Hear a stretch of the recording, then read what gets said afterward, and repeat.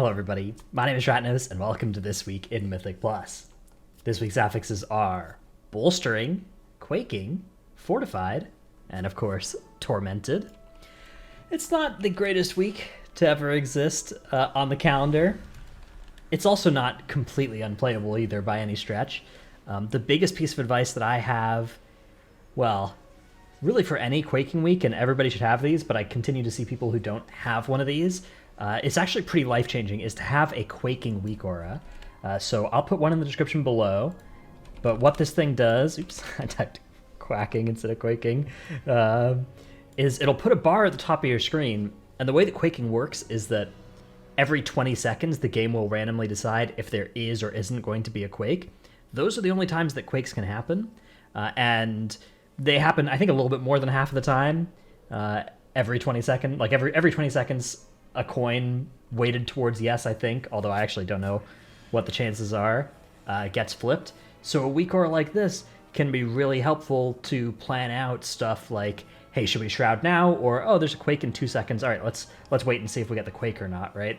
Whereas if you don't have this weak aura, you're just kind of always in this, in that same spot. You'd be like, well, did we just skip when one might have happened? Or, what should we do here?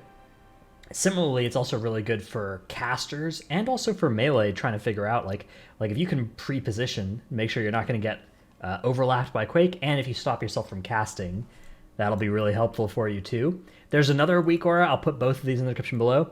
This one will air horn you to cancel your cast if you're in the middle of one when your Quake is coming out. So that's a really good idea for casters in particular. Anybody can use this, but yeah, really casters. Then it'll basically, if you've got 1.8 seconds in your cast and there's 1.8 seconds until the quake, right? Or like 1.9 or 1.7, like it's really hard to know which of those it is, right? You can't really just compare the two numbers. Depending on how your UI is set up, you're not gonna be able to see which is the bigger number because you're gonna have to like move your eye from one part of the screen to the other. So just something that, hey, if it air horns me, I gotta stop my cast. And if it doesn't air horn me, my cast is safe as well, and I don't have to frivolously stop casting, which a lot of people will stop their cast. They'll stop a 1.8 second cast with 2.5 seconds until the quake, and that's a sizable DPS loss over the course of your dungeon. So definitely work on those things. Those are some Quaking tips that are just kind of always good, and I give them every couple times there's a Quaking week and I do these videos.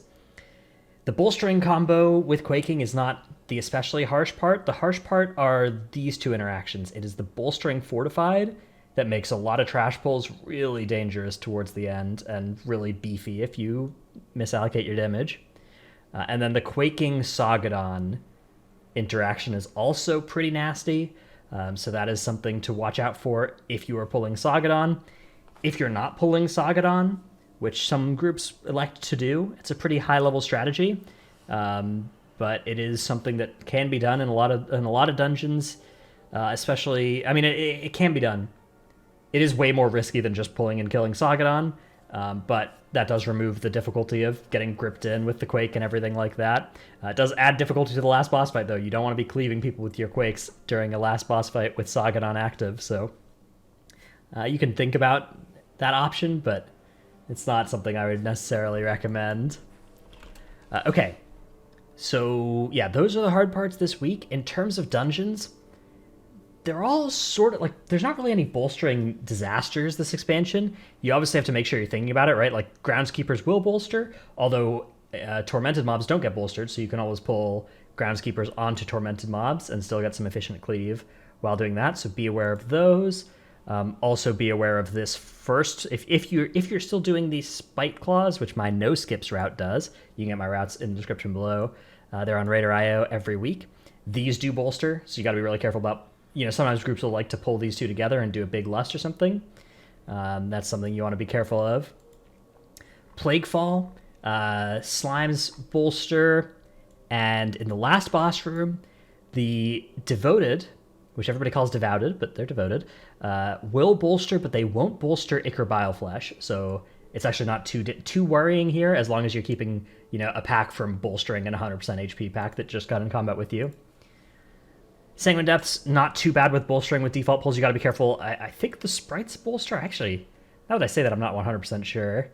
But I don't have any. I'm not pulling them with stuff in either of my routes.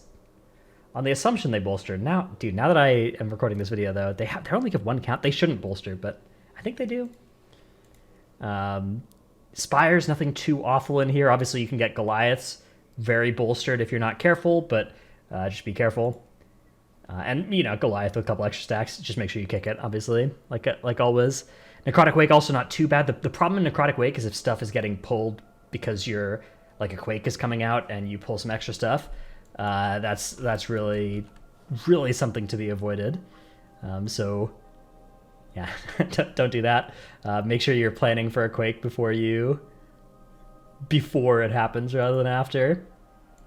And then finally, Theater. Theater, not too bad with bolstering. This pack, you're often going to bolster everything that's not the captain, but, you know, it's dangerous. It's dangerous with Fortified and 20% extra damage, but it's not run-ending. It is to be worth respecting, though. It's worth respecting, really, this entire wing on any Fortified week, but, yeah, with Fortified bolstering, these Arbalists that get left alive with a bolstering stack after the captain dies, definitely like use stuns on them, stop them from just free casting, especially if everybody's in some trouble, especially whenever there's a Quake coming out. Okay, so there's a quick look at the dungeons. Hope this video helped. Hope you have some fun out in your keys this week. Although if you decide to take this week off, the good news is the next 2 weeks are two pretty good weeks. So this is a pretty reasonable one to take off if you're planning to get score, because you can just get it in 2 weeks' time.